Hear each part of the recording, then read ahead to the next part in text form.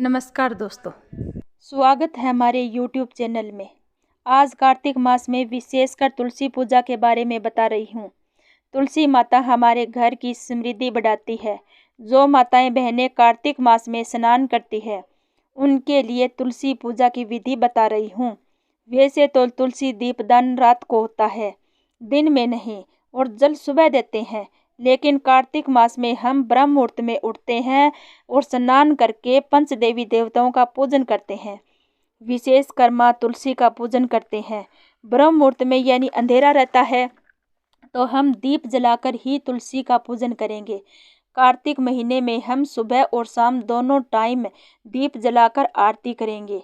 जो माताएं बहनें तुलसी माँ का विवाह संपन्न करना चाहती है उनके लिए विशेषकर बता रही हूँ। तुलसी माँ कहीं लगाएं, गार्डन में लगाए, चाहे आंगन में लगाए, चाहे छत पर लगाए। तुलसी माँ को जल देते वक्त उनका आमना सामना हृदय से होना चाहिए, ये नहीं कि पाँव के पास हो।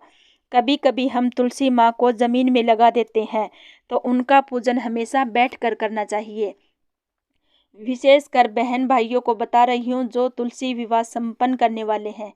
इस कार्तिक में एक तुलसी है जो स्थायी हमारे आंगन में होनी चाहिए, और दूसरी तुलसी जो आप विवाह करके दान में देंगे। आपको तीसरी तुलसी रखनी है, क्योंकि सर्दी का मौसम है तो पत्र वगैरह तोड़ने के लिए तीसरी तुलसी का ही तोड़ें।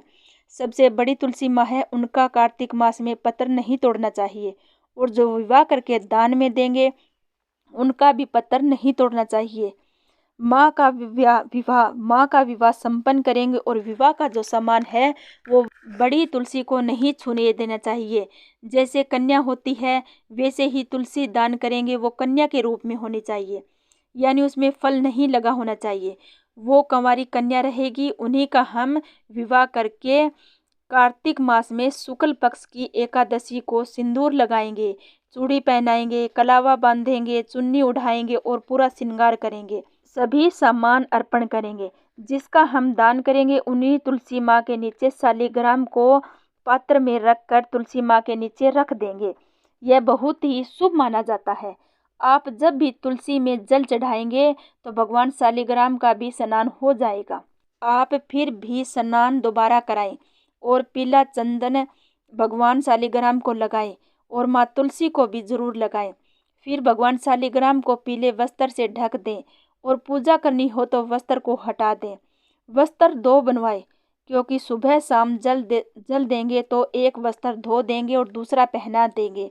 इस क्रम से कार्तिक में भगवान श्री हरि का पूजन किया जाएगा। जो विवाह होता है एकादशी में पूर्णिमा के दिन हम उन्हें दान में दे देते हैं, और फिर शालिग्राम को उठाकर पूजा स्थल पर रख देंगे। और जिस तुलसी माँ का हम दान देंगे उनका पत्र हमें नहीं तोड़ना चाहिए, बड़ी तुलसी का भी नहीं तोड़ना चाहिए। आज मैं बता रही हूँ तुलसी पूजन विशेष रूप के लिए। जो एकादशी का व्रत होता है पति पत्नी साथ करें तो ठीक है, अगर पति कारणवश नहीं कर पा रहे हैं तो कोई बात नहीं। जैसे कन्याओं का हम कन्या दान करते हैं और निर्जला व्रत करते हैं, वैसे ही हम पूरे दिल से तुलसी माँ के विवाह में हम निर्जला व्रत करेंगे और पूरे दिल से करेंगे तो फल हमें पूर्ण रूप से मिलेगा। जो माताएं बहनें तुलसी विवाह करती है तो इतना जरूर करे, रात्रि के समय पति पत्नी गठजोड़ करके तुलसी का विधिवत पूजा करे। अगर पंडित आए तो ठीक है, क्योंकि पंडित विधिवत पूजा करा देंगे और मंत्रों के साथ, तो फल भी अच्छा मिलता है। अगर नहीं आए तो अपने आप पूजा कर ले और दूसरे दिन तुलसी माँ का दान कर दे।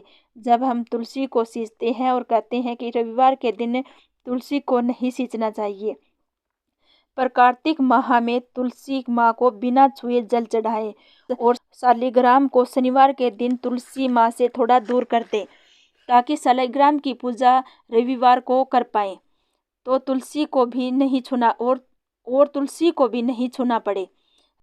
रविवार के दिन तुलसी माँ को ऊपर से धारा बनाकर पानी ना दें, नीचे से बिना छुए पानी दें।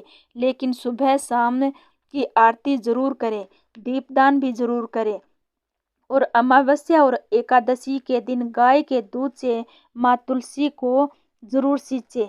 विवाह की विधिवत पूजा बता रही हूँ। माँ का पूरा श्रृंगार एकादशी के दिन ही करे, रोज नहीं, क्योंकि तुलसी माता महासती है।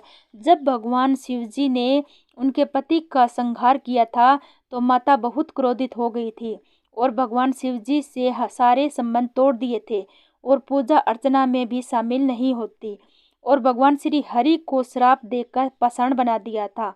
सभी देवी देवताओं के प्रार्थना करने पर भगवान हरि को क्षमा कर दिया, पर उनकी एक शर्त थी कि मैं आपके मस्तक पर बैठूंगी, माँ लक्ष्मी की तरह पाँव नहीं दबाऊंगी। श्री हरि बोले, मैं आपको अपनी पटरानी बनाऊंगा।